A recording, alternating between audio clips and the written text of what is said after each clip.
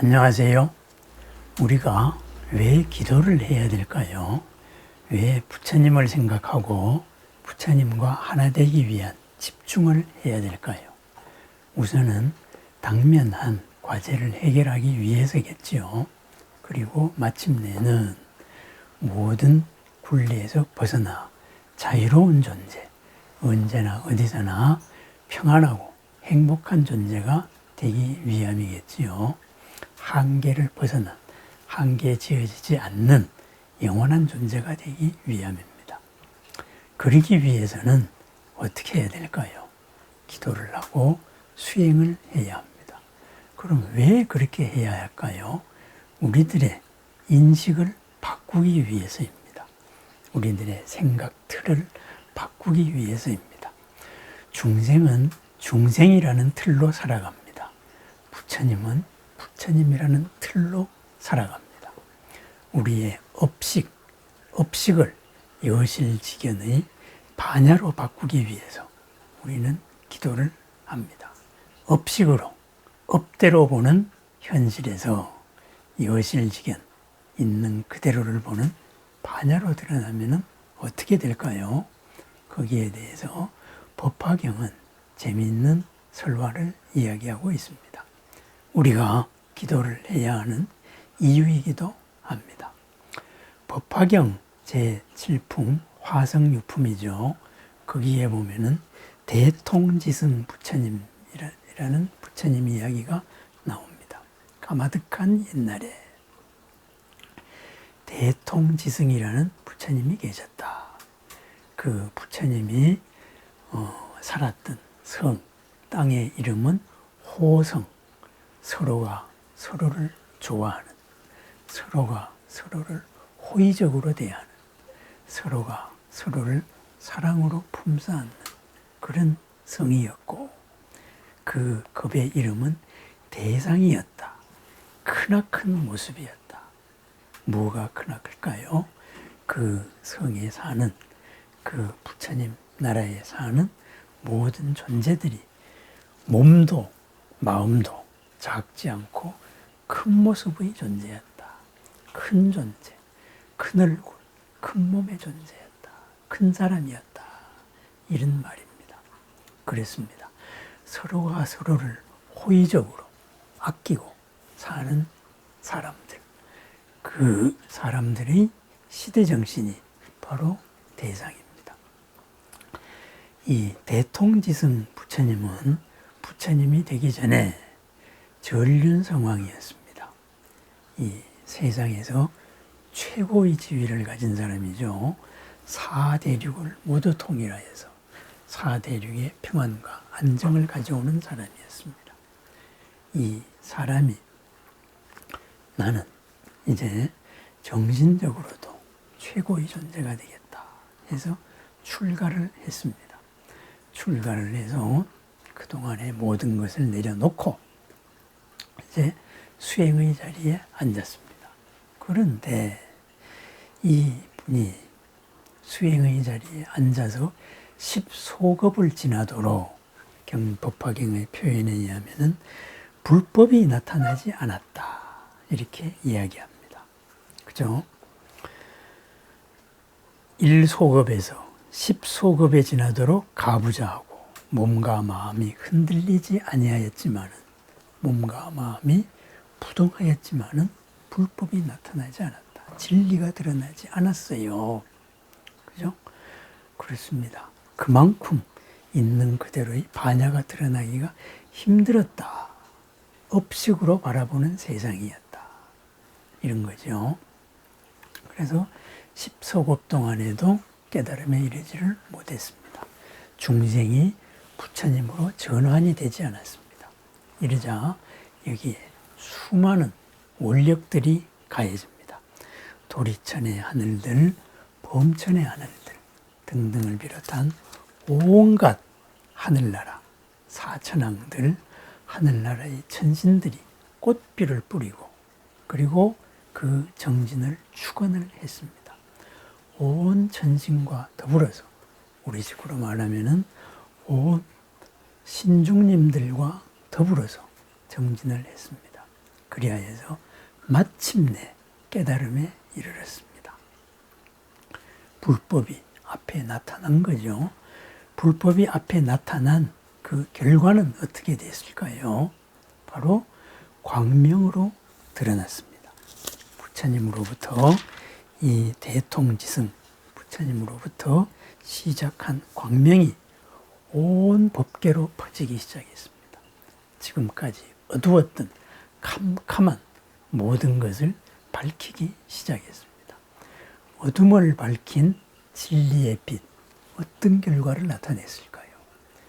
어둠 속에 살고 있던 무수한 중생들이 갑자기 놀라게 되는 일이 생깁니다. 왜? 자기 혼자 여기서 살고 있었어요. 그런데 옆에 보니까 다른 존재들도 같이 살고 있었습니다. 그렇게 해서 그 대통지승 부처님의 빛에 의해서 밝혀져서 드러난 이 세상의 혁명적인 변화. 내가 나 홀로 사는 게 아니구나. 함께 살고 있구나. 경전적인 표현을 빌리면은 이렇습니다. 서로를 바라보면서 어찌하여 이곳에 중생이 있었는가. 이렇게 모두 놀라게 되었습니다. 그렇습니다. 우리가 함께 살고 있다는 것을 깨닫게 되었습니다. 이것이 불법의 드러남입니다. 왜 이렇게 혼자 살고 있다가 모든 세상이 스스로 함께 살고 있다. 이러한 현상이 드러났을까요? 바로 그러한 현상을 드러난 비춘 빛, 바로 대통지승 부처님의 식이 업식에서 바로 반야로 바뀌었기 때문입니다.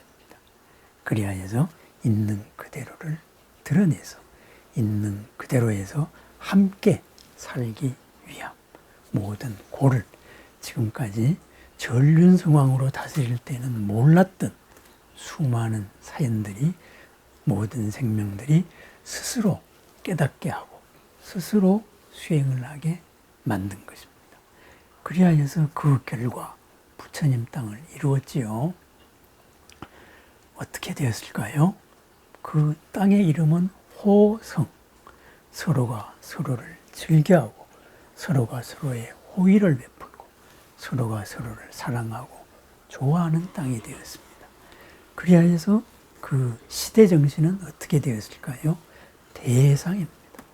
지금까지보다 더 큰 존재로 살아가는, 지금까지와는 발상의 전환으로 살아가는 위대한 존재로 모두 바뀌었습니다. 그것을 총괄하여서 표현하면 뭘까요? 그것이 대통지승입니다. 크게 통하여서 걸림이 없다. 무엇으로 통했을까요? 지혜로 통했습니다. 반야로 통했습니다. 반야로 통한 결과는 무엇일까요? 가장 아름답습니다.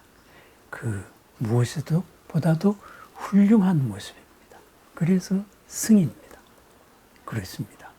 크나 크게 있는 그대로의 지혜로 통하고 보니 그 지혜의 통한 결과는 모든 것을 가장 훌륭하게 서로를 드러내는 거구나.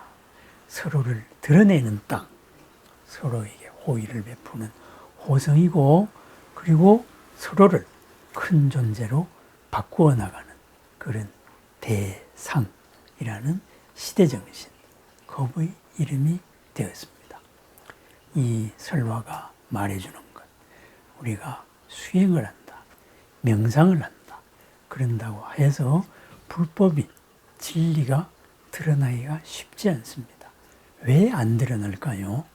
우리의 업의 눈으로서 보기 때문입니다. 큰 존재의 모습이 아니라 작은 존재, 중생의 모습으로서 생각하기 때문입니다. 우리의 생각을 부처님 생각으로 바꾸는 것, 바로 나 자신을 작은 존재에서 큰 존재로 바꾸려면 나의 인식의 변화가 와야 됩니다. 그 인식의 변화가 오기까지 10소급이 걸렸는데 그 10소급 동안에 혼자 힘으로 그렇게 되었을까요? 아닙니다. 법화경은 말합니다. 온갖 33천의 모든 천신들이 함께 했습니다. 우리로 말하면 뭘까요?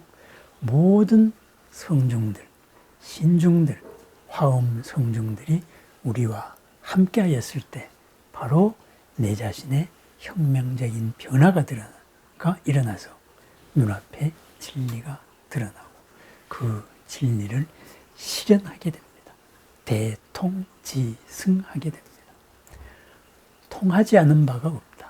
걸리지 않은 바가 없는 그 지혜로서 나도 남도 모두를 훌륭하게 만들고 장엄하게 하여서 크나큰 존재로 탈바꿈시키는 서로가 서로를 좋아하는 사랑의 세상, 호성을 만든다. 그렇게 하여서 우리의 생명 가치를 실현시킨다.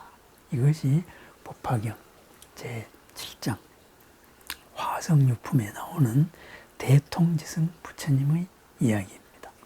우리가 기도를 해야 되는 이유, 바로 우리 자신의 눈앞에서 불법이 드러나기 위함입니다.